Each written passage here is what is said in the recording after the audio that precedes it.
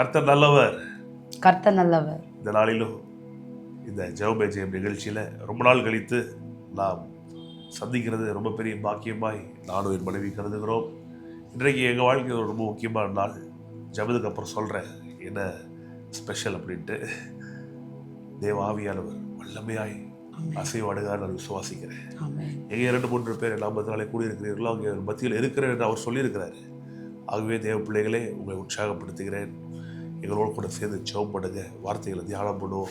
பெரிய காரியங்களை கர்த்தர் செய்ய வல்லவராக இருக்கிறார். ஜெபம் பண்ணலாம். பரமண்டலங்களில் இருக்கிற எங்கள் பிதாவே, உம்முடைய நாமம் பரிசுத்தப்படுவதாக, உம்முடைய ராஜ்யம் வருவதாக, உம்முடைய சித்தம் பரமண்டலத்திலே செய்யப்படுகிறது போல பூமியிலேயும் செய்யப்படுவதாக. எங்களுக்கு வேண்டிய ஆகாரத்தை இன்று எங்களுக்கு தாரும். எங்கள் கடனாளிகளுக்கு நாங்கள் மன்னிக்கிறது போல எங்கள் கடன்களை எங்களுக்கு மன்னியும். எங்களை சோதனைக்குட்பட பண்ணாமல் தீமையின்றி எங்களை ரட்சித்துக் கொள்ளும். ராஜ்யமும் வல்லமையும் மகிமையும் என்றென்றைக்கும் உம்முடையவைகளே. ஆமென். ஹல்லேலூயா. ஹல்லேலூயா சொல்லி ஜெபிக்கிறோம். கர்த்தாவே, நானும் என் மனைவியும் என் ஜனத்தோடு நண்பர்களோடு சொந்தங்களோடு கர்த்தாவுடைய சமூகத்தில் கூடி வந்து நின்று ஜெபிக்கிறோம். கர்த்தாவே, நாங்கள் விசுவாசிக்கிறோம், இது கர்த்தர் உண்டு பண்ணின நாள். இதை நாங்கள் களி கூர்ந்து மகிழ்வோம். கர்த்தர் எங்களுக்காக யாவும் செய்து முடிப்பி அதுக்காக நன்றி. பரிசுத்த ஆவியானவரே, வாழ்த்தி வரவேற்கிறோம். இயேசுவின் இரத்தத்தை எங்கள் மேல் மன்றாடுகிறோம். நீர் அற்புதமாய் எங்களுக்கு இந்த நாளில் வேண்டிய வார்த்தைகளை நீங்கள் தருவீராக. நாமம் மகிமைப்படட்டும் ஆண்டவரே. இயேசுவின் நல்ல நாமத்தில் ஜெபிக்கிறோம், ஜெயம் எடுக்கிறோம் நல்ல பிதாவே. ஆமென், ஆமென், ஆமென். Happy wedding anniversary my dear wife. Thank you so much. Happy wedding anniversary my dear husband. நிறைய நேரத்தில் வாய்ஸ் வந்து தேங்க்யூ சொல்லி பெற்றுக்கொள்றதா தான் இருக்காங்க. அப்பா சேம் டு யூ சொல்லணும்ப்பா. இது ஹாப்பி பர்த்டே சொல்கிற மாதிரி. இன்னைக்கு எங்களுக்கு திருமணமாகி 11 years முடிந்து நாங்கள் 11th வெட்டிங் ஆனிவர்சரி இன்னைக்கு நாங்கள் செலிப்ரேட் பண்ணுறோம். நிஜமாகவே கர்த்தர் ரொம்ப உண்மை உள்ளவர், ரொம்ப நல்லவர், நன்மைகளை செய்கிறவர் நான் விசுவாசிக்கிறேன். நாங்கள் கடந்து வந்த பாதை ரொம்ப ஆச்சரியமான விதத்தில் கர்த்தர்களை நடத்தி வந்த பாதை அது. It was not so comfortable, but கர்த்தருடைய கிருபையை பார்த்தோம். அது வேறு வேறு குடும்பம், வேறு வேறு பேக்ரவுண்ட், ஒரே மதம் கிடையாது, ஒரே ஜாதி கிடையாது. என் குடும்பத்துடைய பேக்ரவுண்ட்ஸ்லாம் எதுவுமே பார்த்து சொல்ல போனால் எதுவுமே காமன் கிடையாது. ஆனால் எனக்கும் என் மனைவிக்கும் காமனாக இருந்தது ஜீசஸ், அவருடைய வார்த்தை. வேறு வேறு இடம், வேறு வேறு ஊர், வேறு வேறு பின்னணியும், ஆனால் எங்கள் 2 பேருக்கும் காமன் டினாமினேட்டர் அப்படின்னு பார்த்தால் ஜீசஸ் கிரைஸ்ட் அவர் லார்ட். தேவன் தான் இது வரைக்கும் நடத்தினது, தேவன் தான் இது வரைக்கும் எங்களை தாங்கினது, தேவன் தான். ஆச்சரியமாக இருக்குது பாருங்க. சங்கீதம் 127 படிக்கிறோம், கர்த்தர் வீட்டை கட்டாராகில் அதை கட்டுகிறவர்கள் பிரயாசம் விருதா. இந்த வசனத்தை நான் ரொம்ப விசுவாசிக்கிறேன். 127:1 கர்த்தர் குடும்பத்தை கட்டலைன்னா கட்டுகளுடைய பிரயாசம் விருதா. நீதிமொழிகள் 14:1 பார்க்கிறோம், புத்தியுள்ள ஸ்திரீ தன் வீட்டை கட்டுகிறார். இது வெறும் ஒரு வீட்டில் இருக்கிற மனைவிக்கு மட்டும் இந்த பொறுப்பு அப்படின்னு நம்ம சொல்லி முடிச்சிட முடியாது. ஏன்னா இங்கே போட்டிருக்கு, வீடை கர்த்தர் வீட்டை கட்டாராயில் அதை கட்டுகிறவர்களின் பிரயாசம்னு போட்டிருக்கு. அப்போ 2 பேர் தான் செய்து கட்டணும். கணவனும் கட்டணும், மனைவியும் கட்டணும். அதில் மனைவிக்கு முக்கியமான பொறுப்புகள் இருக்குது. ஏனென்றால் கணவன் வெளியே போகிறான், வேலைக்கு செல்றா வாரா, வீட்டில் இருந்து பிள்ளைகளை வளர்த்து வீட்டு காரியங்களை நிர்வகித்து செய்கிறது மனைவிக்கு பெரிய ஒரு ரோல், ஒரு பெரிய வேலை இருக்குது. அதே நேரத்தில் கணவனும் மனைவியோடு சேர்ந்து அதை செய்கிறதுல அவனுக்கு பெரிய பங்கு இருக்குது. ஆனாலும் வேதம் சொல்லுகிறது, கர்த்தர் குடும்பத்தை கட்டலைன்னா எவ்வளோ ஒரு மனைவி பிரயாசப்பட்டாலும், எவ்வளோ ஒரு கணவன் பிரயாசப்பட்டாலும் என்ன பண்ண முடியாது, கட்ட முடியாது. ஏன்? கர்த்தர் அங்கே வேலை செய்யணும்.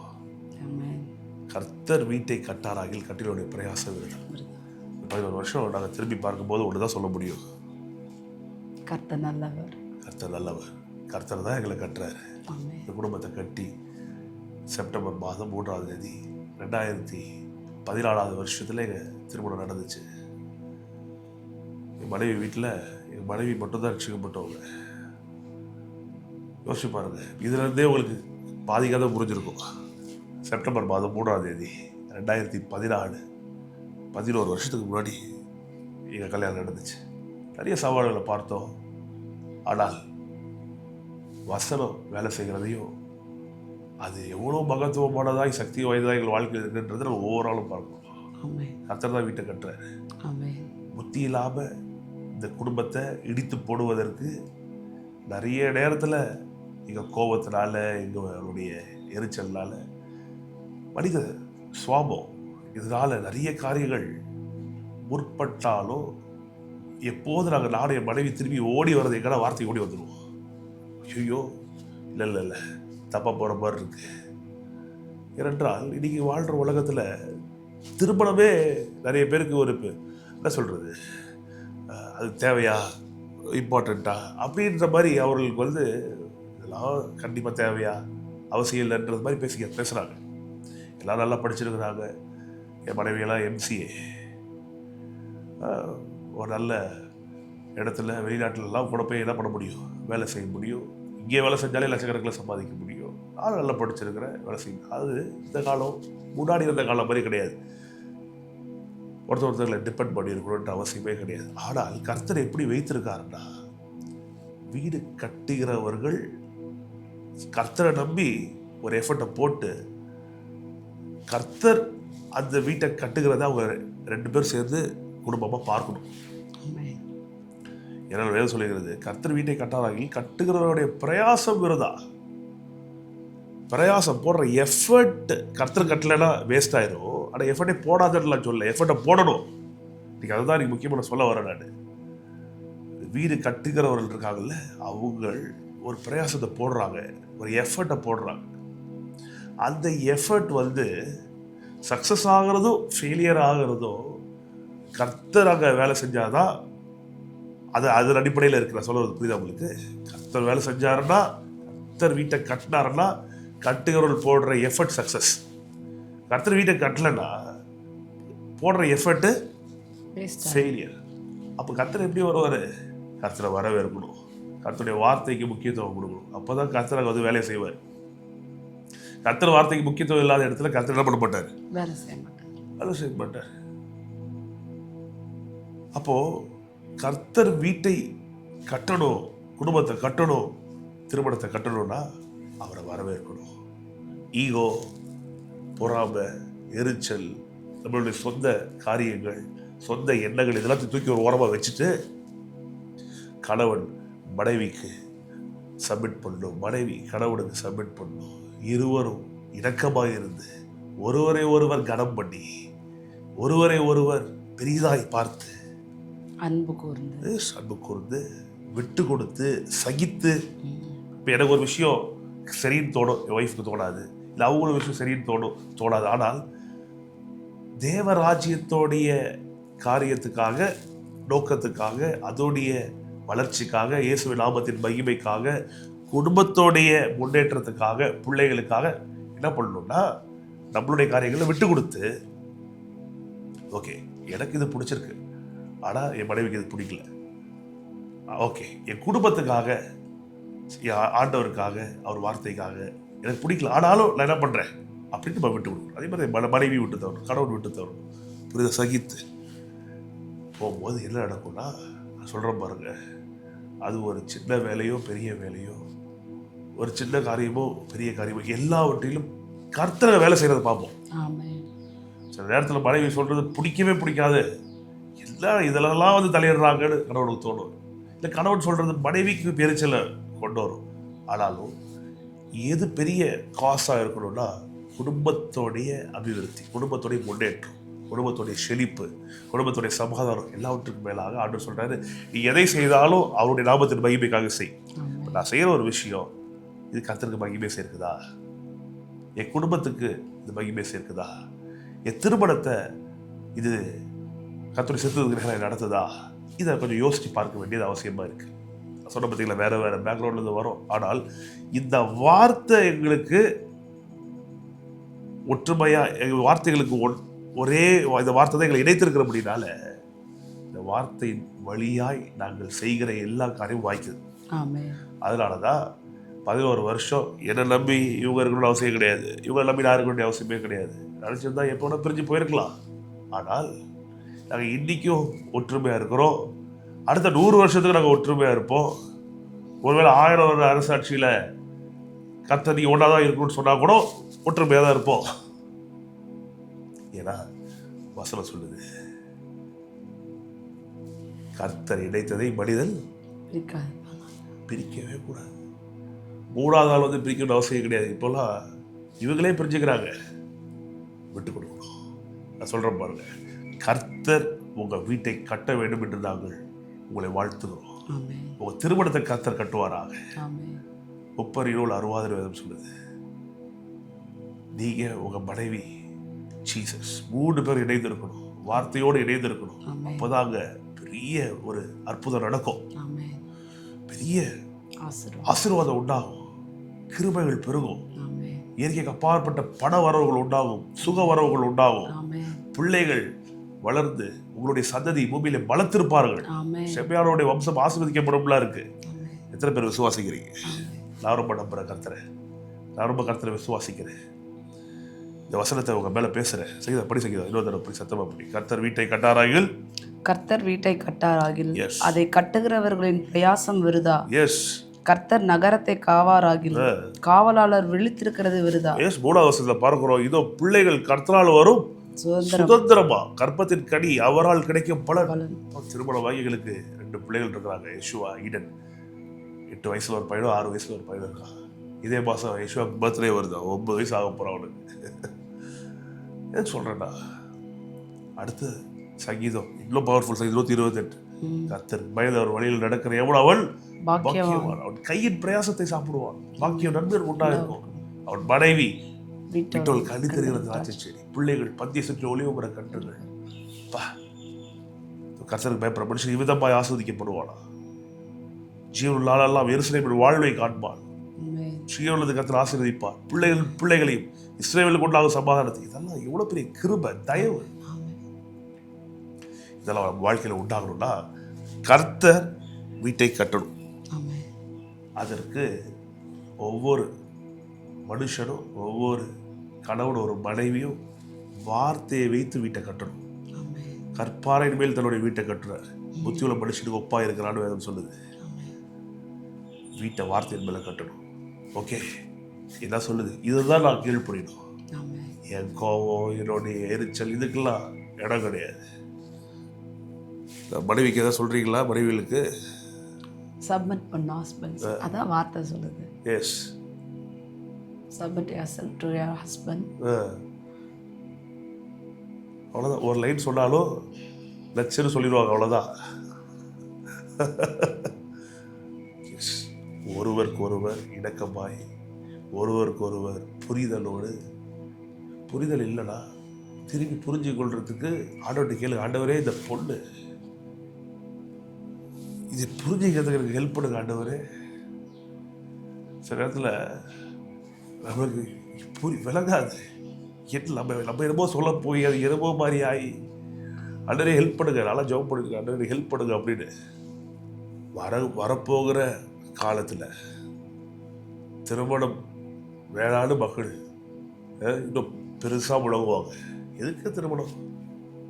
ஆனால் வேறு சொல்லுகிறது, கர்த்தருக்கு பயப்படுற மனுஷனுக்கு உண்டாகிற நன்மை அவனுக்கு திருமணமாகும். மனைவி அற்புதமாக கர்த்தரால் கொடுக்கப்படுவாள், பிள்ளைகள் கொடுக்கப்படுவார்கள். அவனுக்கு எருசலேமுடைய வாழ்வு உண்டாகுமா? தேவரகமான வாழ்வு, தேவரகமான ஜீவன் அவனுக்கு உண்டாகும். கிருபைகள் பெருகும். அவன் வாழ்க்கையில கர்த்தருடைய ஆசீர்வாதம் அவன் வாழ்க்கையில ஊற்றெடுக்கிறத அவன் பார்ப்பான். But one thing is very very important. இன்றைக்கு எங்களுடைய வெட்டிங் டேல நானும் என் மனைவியும் நாங்கள் 11 வருஷத்துக்கு முன்பாக எடுத்த தீர்மானத்தை நாங்கள் திரும்பி எடுக்கிறோம். வார்த்தையின் மேலே எங்கள் வாழ்க்கை இருக்கணும், வார்த்தையின் படிதான் எங்கள் வாழ்க்கை இருக்கணும். நிறைய சவால்கள் பார்த்தோம். அதுவும் எங்களை இப்படியாவது பிரிக்கணும்னு பிசாசு எல்லா விதத்திலும் திட்டமிட்டாலும் இன்றைக்கும் இல்லை, இன்றைக்கு மட்டும் இல்லை, என்றைக்கும் அவன் தோற்று தான் போவான். ஒருவேளை பிசாசரி யூடியூப்ல இதை பார்த்துட்டு இருந்தாலும் உனக்கு நான் சொல்கிறேன், எங்களை உன்னால பிரிக்கவே முடியாது. முடியாது. ஏன் முடியாதுன்னா கர்த்தர் எங்களை இணைந்திருக்கிறார். எனக்கும் என் மனைவிக்கு இடையே கர்த்தர் இருக்கிறார். நான் இயேசுவோடு இணைந்திருக்கிறேன், என் மனைவி இயேசுவோடு இணைந்திருக்கிறாங்க. ஆகவே நாங்கள் இணைந்திருக்கிறோம். ஆகவே உங்களை உற்சாகப்படுத்துகிறேன். திருமணமானவர்களா, இன்னும் உங்கள் கணவரோட மனைவியோடு சேர்ந்து கர்த்தருடைய வார்த்தையை படித்து ஜெபம் பண்ணி உங்கள் காரியத்தை செய்ய வாய்க்கும். உங்கள் திருமணம் வாய்க்கும். இல்லை நான் டைவர்ஸ் பண்ணிடலாம் அப்படின்னு நினச்சிக்கிட்டு இருக்கிறீங்களா? இல்லை, கர்த்தருடைய சித்தமே கிடையாது. டைவர்ஸ்லாம் பண்ணவே கூடாது. விட்டு கொடுத்து போகணும், பொறுமையாக இருக்கணும். கணவனாக இருந்தாலும் சரி, மனைவியாக இருந்தாலும் சரி, வார்த்தைக்கு பயப்படுற பயத்தோடு ஒருவருக்கு ஒருவர் இணக்கமாக இருந்து ஜெயம் பெற்றே தீரணும். அதே போல பரிசுத்த ஆவியானவரை வரவேற்கணும். உதவி செய்ய ஆண்டவரே. சாதாரண விஷயம் கிடையாது. திருமணம் ஜெயமாய் முடிய வேண்டும் என்பது சாதாரண விஷயம் கிடையாது. இதில் கர்த்தர் கூட இருந்து உதவி செய்ய வல்லவராக இருக்கிறார். உதவி செய்ய வல்லவர். நிறைய பொருளாதாரத்தில் பிரச்சனை வரலாம், சரீரத்தில் பிரச்சனை வரலாம், உறவினர்கள் மூலமாய் பிரச்சனைகள் வரலாம், கூட பிறந்தவர்கள் மூலமாய், சபை மக்கள் மூலமாய், எப்படி வேணாலும் சவால்கள் வரலாம். ஆனால் இதன் மத்தியில் நமக்கு செய்ய வேண்டிய, நாம் தெரிந்து கொள்ள வேண்டிய ஒரே விஷயம் கர்த்தர் அவருடைய வார்த்தை. எல்லாம் சொல்லுங்க, கர்த்தர் அவருடைய வார்த்தை. இதை பிடித்துக் கொள்ளும் போது ஜெயம் நம்மளுடையதாக இருக்கிறது. கர்த்தர் வீட்டை கட்டுறாரு. நான் விசுவாசிக்கிற செய்கிற கர்த்தர் நம்ம குடும்பத்தை கட்டுறாரு. கர்த்தர் நம்முடைய திருமணத்தை கட்டுறாரு. ஏன்னா எங்கள் 2 பேருக்கும் தெரியும், இந்த 11 வருஷம் நாங்கள் ஒன்றா இருக்கிறதே கர்த்தரால தான். ஏன்னா கர்த்தர் வீட்டை கட்டலைன்னா, கர்த்தர் எங்கள் திருமணத்தை கட்டலைன்னா இருக்க முடியாது. ஜெயம் வந்திருக்கவே முடியாது. வார்த்தை எங்களுடைய ஆதாரமாக இல்லைன்னா நாங்கள் ஒன்று சேர்ந்திருக்கவே முடியாது, ஒன்றாய் பயணிக்கவே முடியாது. நான் விசுவாசிக்கிறேன் 11 வருஷம் காப்பாற்றுகிற தேவன் நித்தியத்திற்கும் காப்பாற்ற வல்லவராக இருக்கிறார். முடிவு முறையதும் நம்மை தப்பி வைக்க வல்லவராக இருக்கிறார். பார்த்து கொண்டு சொல்லுகிறேன், வார்த்தையை முதலிடத்தில் வைங்க. வாழ்க்கையில் வார்த்தை தான் பிரதானம். வார்த்தை தான் பிரதானம். வார்த்தையை மீறி வேறு எதுவுமே கிடையாது. ஆண்டு சொல்றார், வான பூமி ஒளிதாலும் என் வார்த்தை ஒளியாது. என் வார்த்தை இருக்கிற ஒரு உறுப்பாகிலும் அவயமாகிலும் ஒளியாதுன்றார். ஒரு சின்ன ஒரு ஃபுல் ஸ்டாப் கமா கூட இதுல இருந்து ஒழியாது. கர்த்தர் சொல்றாரா? நான் சொல்லுகிறேன், உங்க வாழ்க்கையில அற்புதம் நடக்கும். என்று சொல்றார், நீங்கள் பழுகி பெருகி பூமியை நிரப்பி கீழ்ப்படுத்தி ஆண்டு கொள்ளுங்கள்னு ஆதாம் ஏவாளுக்கு சொன்ன அதே வார்த்தை தான் எனக்கு உனக்கு சொல்லியிருக்காரு. ஆண்டவர் இதை பார்த்து கொண்டிருக்க ஒரு திருமணம் அவளுக்கு சொல்லியிருக்காரு. திருமணம் ஆகலையா? கேளுங்க. ஆண்டவரே, பிரிங் த ரைட் பார்ட்னர் கேளுங்க. சோப்படுங்க. கர்த்தர் கொண்டு வர வல்லவராக இருக்கிறார். திருமணம் ஆனவர்கள், கர்த்தாவே இந்த திருமணத்தை காப்பாற்றுங்க, சோப்படுங்க. பெரிய காரியங்களை கர்த்தர் தொடர்ந்து உங்கள் வாழ்க்கையில் செய்வாராக. Once again happy wedding anniversary. Thank you. Same to you. Thank you so much, dear wife. Today we are going to enjoy our day. எங்களுக்காக ஜெபம் பண்ணிங்க. கர்த்தருடைய சமூகத்தில் நிறைய ஜெபிக்க நாங்கள் திட்டமிட்டிருக்கிறோம். பெரிய காரியங்களை கர்த்தர் எங்கள் வாழ்க்கையிலும் உங்கள் வாழ்க்கையிலும் செய்வாராக. ஜெபம் பண்ணுவோம். பிதாவே, நன்றி செலுத்துகிறோம். கர்த்தராகிய இயேசுவின் நாமத்தினால் ஜெபிக்கிறோம். ஆண்டவரே, நீர் நல்லவரும் நன்மைகளை செய்கிற தேவனுமா இருக்கிறீர். உமக்கு நன்றி அப்பா. தகுதி இல்லாத எங்கள் மேல நீர் பாராட்டின கிருபைக்காக, இரக்கத்திற்காக, அன்புக்காக நன்றி பிதாவே. கர்த்தாவே, எங்களுக்காக உம்முடைய ஒரே பேரான குமாரனே கொடுத்து எங்களை மீட்டீரே. எங்கள் மேல நீங்க வைத்திருக்கிற அன்பு அவ்வளவு பெரியது பிதாவே. அதற்காக நமக்கு ஸ்தோத்தரிக்கிறோம், நன்றி செலுத்துகிறோம். கர்த்தாவே, எங்களை பிள்ளைகளாக தெரிந்து கொண்டீரே அப்பா பிதாவே என்று கூப்பிடப்படுகிற உரிமை எங்களுக்கு கொடுத்துருக்கீங்க. உங்களுக்கு நன்றி ஆண்டவரே. கோடி ஸ்தோத்திரம்ப்பா. உம்முடைய ஆவி எங்களுக்குள்ளார ஊற்றி பரிசுத்த ஆவியானவர் எங்களுக்கு உதவியாளராக இருக்கிறீர். அதுக்கு நமக்கு நன்றியப்பா. எங்களுக்கு துணையாளராக இருக்கிறீர். நமக்கு நன்றி ஆண்டவரே. இந்த நாளில் என் கர்த்தாவே, இந்த ஜெபமே ஜெயம், இந்த ஜெப கூடுகையில் கர்த்தாவே நீங்கள் எங்களை ஒன்றிணைத்த கிருபைக்கா நமக்கு நன்றி ஆண்டவரே. இதை பார்த்து கொண்டு இருக்கிற ஒவ்வொருவருக்காகவும் இடத்துல வருகிறோம் கர்த்தாவே. ஒவ்வொருவரையும் நீர் ஆசீர்வதிப்பீராக. ஒவ்வொருவரையும் பரிசுத்த ஆவியானவருடைய பிரசன்னத்தினால் நிரப்புவீராக, விடுதலையாக்குவீராக. ஆண்டவரே, ஆவியானவரே, எங்க உங்கள் விடுதலை உண்டு, விடுதலை பண்ணுவீராக எங்களை. நீர் அப்படியே செய்யப்படுற கிருபைக்கா நமக்கு நன்றி அப்பா. இந்த நாளில் எங்களை திருமண நாளை காண செய்த கிருபைக்கா நமக்கு நன்றி. நமக்கு சாட்சியம் இன்னும் எடுத்து பயன்படுத்துவீராக. இனி வரப்போற நாட்கள் நீர் வழி நடத்துவீராக. வழிநடத்துங்க. கர்த்தாவே, நாங்கள் ஒவ்வொருவருடைய திருமண வாழ்க்கையை இயேசு நாமத்தில் நம்முடைய கரத்தில் அர்ப்பணிக்கிறோம். அர்ப்பணிக்கிறோம். நீர் ஒவ்வொரு குடும்பங்களை நீர் கட்டுவீராக. நாங்கள் வசனத்தில் வாசித்தபடி கர்த்தர் நீர் எங்களுடைய ஒவ்வொருடைய குடும்பத்தையும் கட்டுவீராக. ஆண்டவரே, கர்த்தர் வீட்டை கட்டாராகில் கட்டுகளுடைய பிரயாசம் விருதா என்று சொல்லியிருக்கிறீரே கர்த்தாவே. எங்கள் ஒவ்வொருவருடைய குடும்ப வாழ்க்கையும் கர்த்தாவே நீர் கட்டுவீராக. நீர் ஆசீர்வதிப்பீராக. எங்கள் ஒவ்வொருவருடைய குடும்பத்தில் இருக்கிற ஒவ்வொருவரையும் நீர் பலப்படுத்துவீராக, சுகமாக்குவீராக, செழிப்பாக்குவீராக. பிள்ளைகளை வாழ வைப்பீராக, பிள்ளைகளை ஆசீர்வதிப்பீராக. எங்கள் குடும்பங்கள் எல்லாம் இயேசுக்கென்று எழும்பி சொலிக்க பிரகாசிக்க கிருபை செய்வீராக. எங்கள் ஒவ்வொருவரையும் உங்களுடைய சமூகத்தில் அர்ப்பணித்து ஜெபிக்கிறேன். இயேசு நாமத்தில் ஜெபிக்கிறேன் ஜீவனுள்ள நல்ல பிதாவே. ஆமென். ஆமென். ஆமென். கர்த்தர் உங்களை ஆசீர்வதிக்காக கடவர். ஆமென். கர்த்தருடைய முகத்தை உங்கள் மேல் பிரகாசிக்கப்படி கிருபையா இருக்க கடவர். ஆமென். கர்த்தருடைய முகத்தை உங்கள் மேல் பிரசன்னமாக்கி சமாதானம் கட்டளையிட கடவர். ஆமென். ரொம்ப சந்தோஷமா இருங்க. இதை பார்த்து கொண்டிருக்கிற ஒவ்வொரு சுகம் உண்டாகட்டும், ஆமென். வெல் உண்டாகட்டும், உங்கள் திருமணத்தில் ஜீவன் உண்டாகட்டும். ஆமென். Once again, we bless you in the name of Jesus Christ our Lord. Shalom. Praise the Lord.